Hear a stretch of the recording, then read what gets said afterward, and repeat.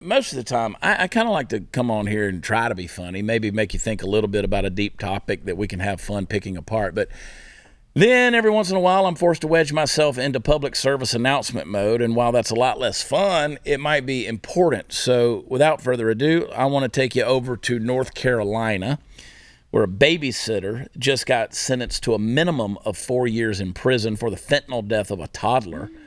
Now, I know that your first thought is something along the lines of North Carolina. Don't you mean Florida, Chad? Don't you mean California? This sounds something like Florida or California man would do, right? No, folks, not this time. Haley Godshall she's the now former defendant in question. She's 24, and she's going to prison. But before we shower down upon her all the wrath and disgust that we normally reserve for such occasions and such people, let's take a look at what happened for a minute. Haley was babysitting a friend's baby for the day, but was also hanging out with one of her friends, a girl with the unfortunate name of Daisy Bear. Yeah. According to the timeline of events, they smoked meth together, they picked up the baby, and headed to Godshall's home. He fell asleep between them on the couch while they were watching a movie. During this time, Godshall gave her friend some fentanyl. They both took it and fell asleep. When they awoke, the baby was unresponsive and was later pronounced dead at the hospital. The cause of death was, you guessed it, a lethal dose of fentanyl. But here's the thing.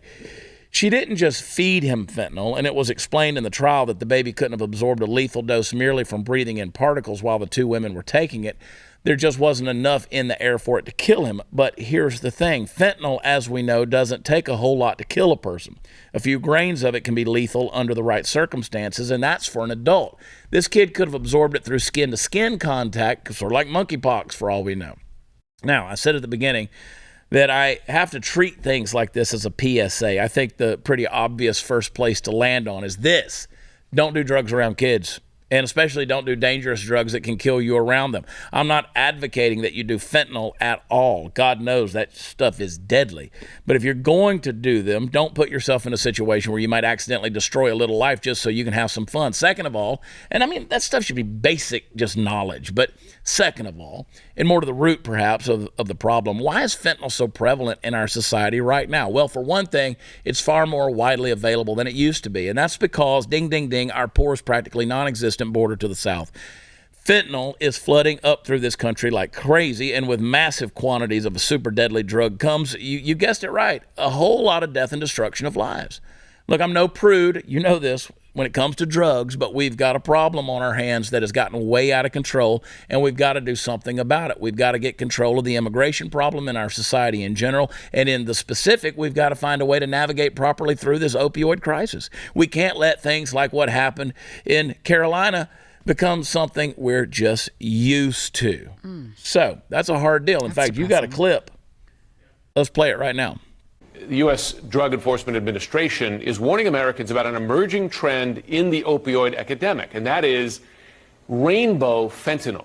These brightly colored pills and powders look very similar to candy, even sidewalk chalk, but to be clear, they're dangerous. They contain the highly addictive, highly powerful drug fentanyl. Authorities are really raising awareness around this. They have seized rainbow fentanyl in 18 states. This was reported just last month. So they are reporting that they're seeing more of these types of products out there when it comes to monitoring the opioid epidemic. But what is concerning here, according to drug authorities, is that the rainbow colors could be accidentally appealing to young children. If someone in the home has these products and a child comes across it, there is the risk of accidental exposure. The rainbow colors, some experts say, could be a way to differentiate between different batches of the substance. That's why we could see more of these different colors emerging. But again, Jim, this does seem to be the next thing on drug authorities' radar when it comes to the opioid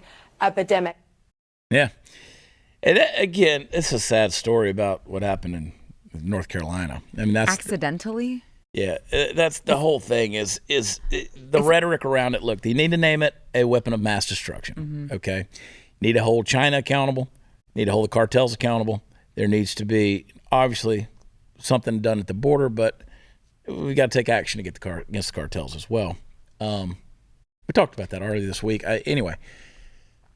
It's a sad deal. I mean, rainbow fentanyl is not accidentally attracting kids. That's the whole point.